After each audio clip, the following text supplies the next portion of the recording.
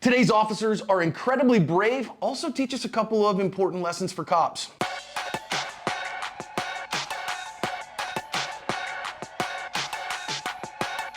Hi everyone, welcome to today's badge cam lesson here at Active Self-Protection. I'm your host, John Correa. I'm your co-host, Mike Williver. Today's video comes to us from Allen, Texas. Dark Star Gear is one of the few companies that I trust to make holsters that I wear. They make high-quality appendix carry holsters for a variety of firearms manufacturers. Check them out at the link in the description. This officer is sitting and just having an interaction with these little girls when all hell is about to break loose and his heroism is going to shine through.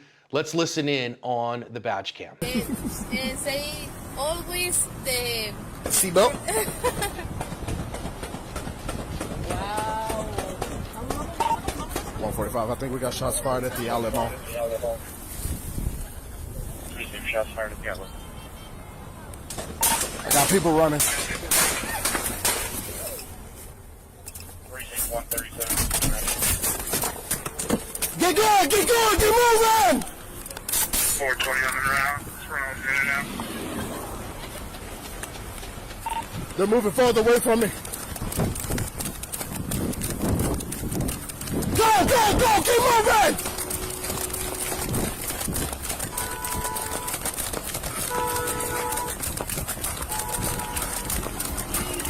Get out of here!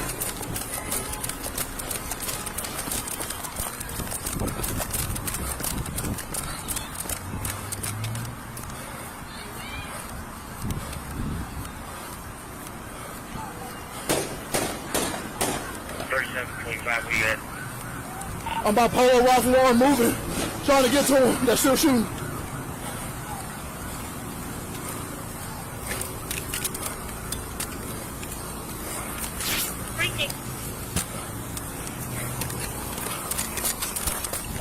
Everybody's not on the call. We're getting started right now. I'm on foot. I need everybody I got.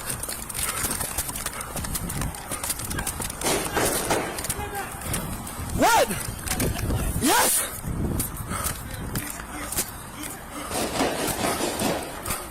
What you got? Are we on mass shooter? Yeah, we got people coming.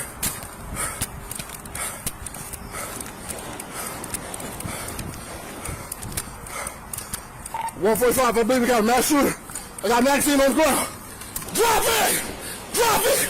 Ricky.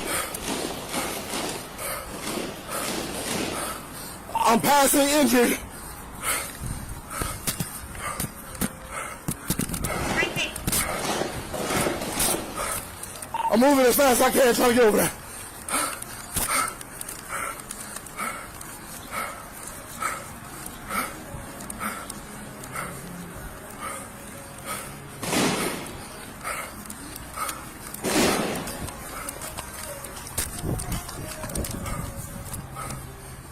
Everybody's going towards Jackson. I'm by Tommy Hilfiger. I don't know where he's at. Stop the spot. Actually, still going.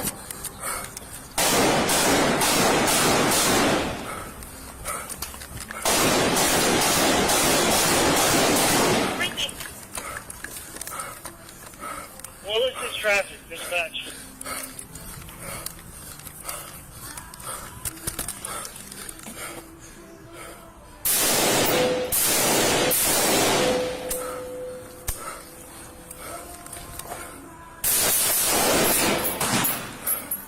Somebody shot from the woods for you. Around flag. Ricky. We're out of the outlet. Shots fired by police. I got him down.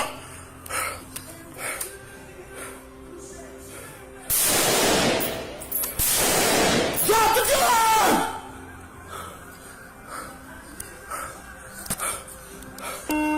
Going.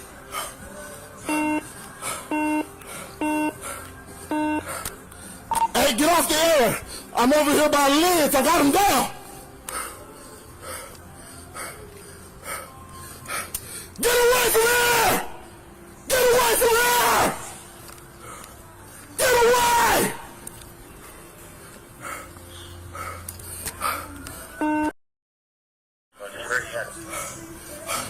I'm by Sunglass Hut. I'm moving up on them. Who's just behind me? Watch your fire. Watch your fire! I got him down! Chris, we're in front of Denver. I think so! I'm not hearing any gunshots! Is he down? Yeah. God damn, bro! Got him, bro! We got one. Now stay your down! Stay your down! You good? You got him? Yeah. The officer, whose name has not been released by the Allen Police Department even months later, did a heroic job, and his shots proved effective, and that killer, who we will never name, died an ignominious death. Unfortunately, before he did, he killed 8 other people, wounded 7 more, and again, this officer's heroism saved an even bigger tragedy. Hey, did you recognize that ASP recently passed 3 million subscribers on YouTube? What a huge deal.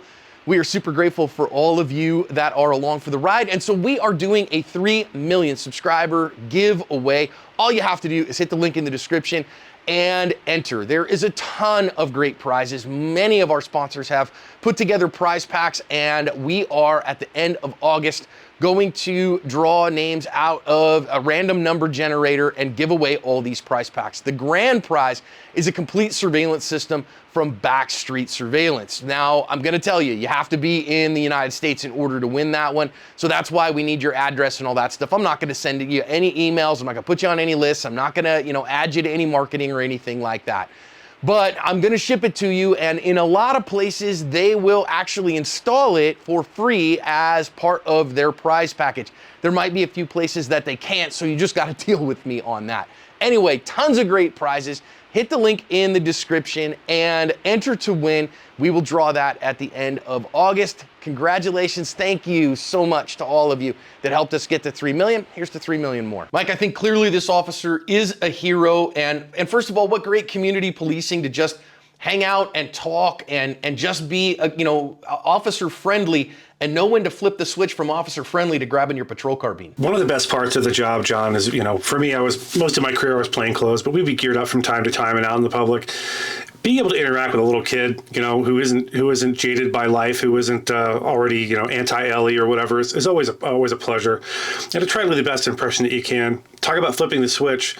You have to go from, I'm chatting up these 2 little kids, telling them wear their seatbelt, to I may have to kill someone or be killed right now. And that switch is flipped very quickly by this officer.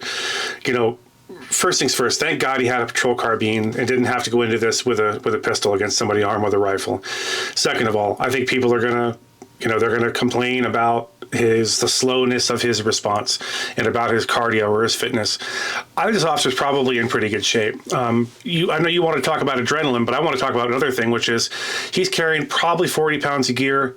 Plus he's carrying a rifle. Plus he's running through the Texas heat, which I'm sure is unbelievably hot right now. Plus, he doesn't know where he's going. So there's a lot of things to talk about, but the first thing is, I understand if you think, well, he slowed way down and he could have gotten there faster. I think David Goggins would have had a hard time under the set of circumstances getting there very much faster than this officer did. I did an outstanding job. I really agree with you, Mike. And I think, again, adrenaline is a hell of a drug and can rob you of cardio like you wouldn't believe. And anybody who's been in a long fight or even rolled in jiu-jitsu a significant amount of time knows that. I think that given all that stuff, I think he's amazing. Also, the fog of war here. He can hear the shots breaking, but where are they coming from? And just like we saw in Vegas during the October 1st murders, there's this fog of war that you're going to be operating with limited information, with very little warning, and you just got to do the best you can. And I think that these are one of those things that you just probably can't very well train for. Yeah, there's no part of any active shooter class I've ever had that involves this much lead up time to where, you're this far away, hundreds of yards, I would imagine, away from where the shooting's going on to locate it. Normally it's like you're in some kind of a kill house or a training house, and you start from the front door, you hear shots being fired, you run in and try to locate it. In this case, he's got to cover football field after football field, trying to figure out where that noise is coming from. Now, if you haven't ever heard, especially an AR, especially a rifle, fired in the wild outside of a range environment without hearing protection, it's that sound's going to bounce off every flat surface and go some kind of crazy. It's kind of like shooting through a windshield. You don't know where the round's going to go exactly. The sound wave just bounces off of everything, and there's a ton of flat surfaces here for it to bounce off of. So I can imagine his frustration at wanting to get to this and wanting to end it as quickly as he can and not being able to find out where it is. Now, mind you, he knows, he's been through active shooter training, I'm sure. He knows every time he hears a gunshot, potentially that's somebody losing their life. So the amount of pressure on him in this moment is pretty extraordinary. It really is. And again, you don't want to go the wrong way and go farther away from the problem. What a hero to run to the danger, run to the gunshots. This is incredible. Now, stopping it here for just a second, I've done the measurements on this. I didn't actually see a police report or anything like that, but knowing where they stopped him, knowing where he is right now, I believe this shot is between 110 and 115 yards. Free, standing offhand and freestyle. And I gotta tell you, that's no joke, especially after running a half mile with the adrenaline dump and the gear on and all that stuff. And the officer gets several shots the way of the perp. The guy moves a little bit again and he gets more shots in him. This is no joke right here, and God bless him for the incredible marksmanship, and this is why we train with the carbine out to distance, and like you said, Mike, thank God he had his carbine. Yeah, 100%. I want to emphasize what you just said, John. I hope everyone understands this guy just ran however many, 400, 500 yards, I don't know, a lot of yards, all the yards, and now he's here. His adrenaline has pumped through and dumped. So now internally he's a complete mess. Once you get out to about 100 yards, man, breath control becomes a thing when you're shooting a rifle. You can't just be heaving, and breathing really heavy and expect to get an accurate shot off. It's not going to happen.